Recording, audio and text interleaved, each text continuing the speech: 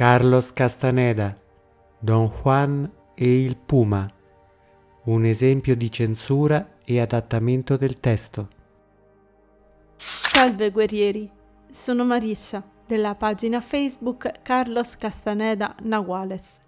Questo breve video ha lo scopo di mostrarvi come suona diversamente l'episodio di un giovane Don Juan inseguito da un puma in originale o con gli adattamenti e come varia l'incisività e il significato.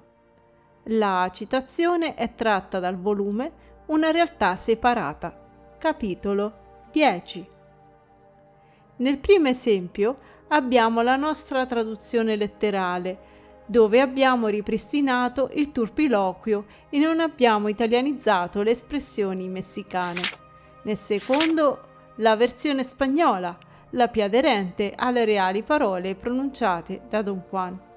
Nel terzo, la versione inglese.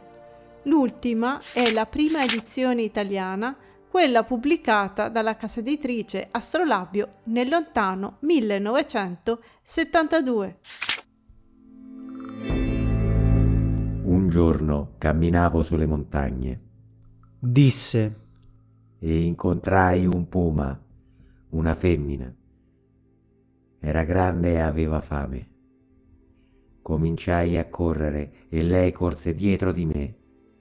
Mi arrampicai su una roccia e lei si fermò a pochi metri, pronta a saltare. Le lanciai delle pietre.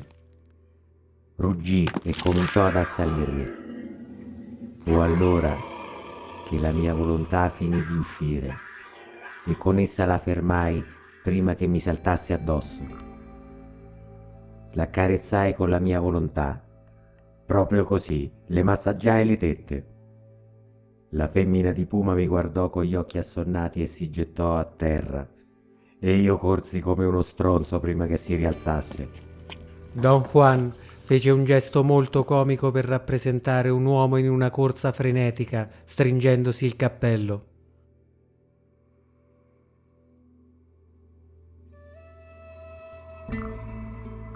Un día andaba yo en las montañas Dijo: y me encontré con una leona.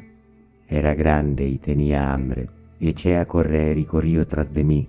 Me trepé a una peña y ella se paró a unos metros, lista para saltar. Le tiré piedras, gruñó y empezó a embestirme. Entonces fue cuando mi voluntad acabó de salir y con ella la detuve antes de que me brincara encima. La acaricié con mi voluntad. ¿Cómo lo oyes? Le restregué las tetas. La leona me miró con ojos dormidos y se echó. Y yo corrí como la chingada antes de que se repusiera. Don Juan hizo un gesto muy cómico para representar a un hombre en carrera frenética, agarrándose al sombrero.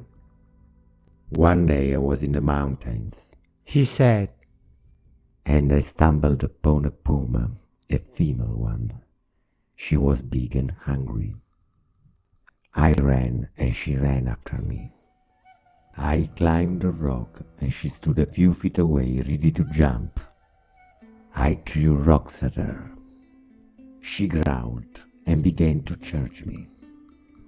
It was then that my willfully came out, and I stopped her with it before she jumped on me. I caressed her with my will. I actually rubbed her teeth with it. She looked at me with sleepy eyes and lay down, and I ran like a son of a bitch before she got over it. Edizione Astrolabio. Un giorno ero sulle montagne disse, e mi imbattei in un puma, una femmina. Era grossa e affamata. Io fuggii e quella mi corse appresso. Mi arrampicai su una roccia e la belva si fermò poco sotto di me, pronta a balzare. Le gettai dei sassi. Ruggì e si preparò ad assalirmi. Fu allora che la mia volontà venne fuori pienamente e con la volontà fermai la belva prima che mi balzasse addosso. Le diedi una grattatina sotto alla pancia con la volontà. Mi guardò con aria sonnolenta e si accucciò, Io scappai come un fulmine prima che si riprendesse. La versione pubblicata dalla casa editrice Astrolabio è molto curata dal punto di vista linguistico. È particolarmente agile ed elegante e presenta un ottimo italiano. Nonostante ciò, non è fedele al testo originale. Il turpiloquio fu ritenuto assolutamente inappropriato e improponibile per il pubblico di allora.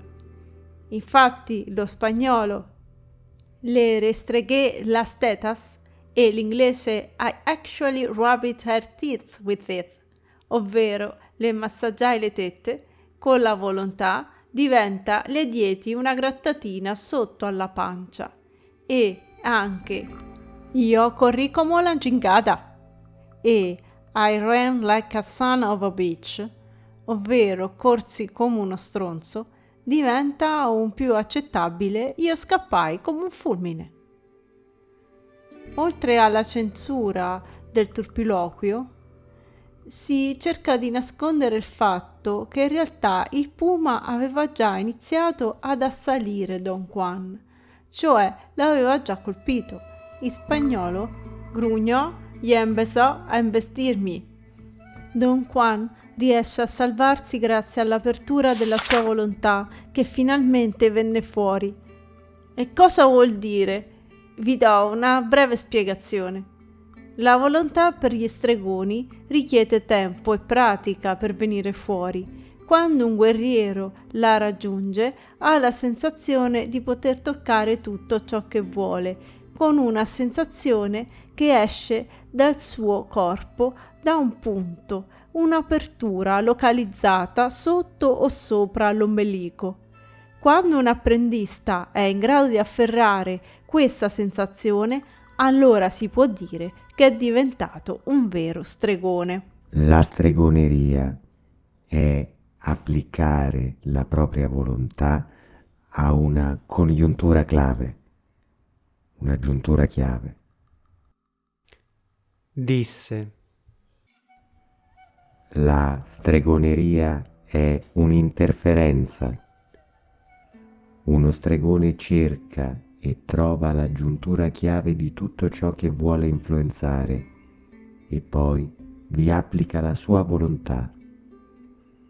Un brujo non ha bisogno di vedere per essere un brujo. Tutto ciò che deve sapere è come usare la volontà. E un'ultima nota importante: uno stregone deve tenere ben chiusa l'apertura della volontà in talune circostanze, perché la morte e anche gli inorganici svuotano l'uomo a partire da lì. A presto, al prossimo video. Anni prima, Don Juan mi aveva offerto l'opportunità di andar via. Io invece ero rimasto, perché non avevo altro posto dove dirigermi. Si sceglie solo una volta. Mi aveva detto Don Juan. Scegliamo di essere guerrieri o uomini ordinari. Non esiste una seconda opportunità. Non sopra questa terra. Se escoge solo una vez. Me había dicho Don Juan. Elegimos ser guerreros o ser hombres corrientes.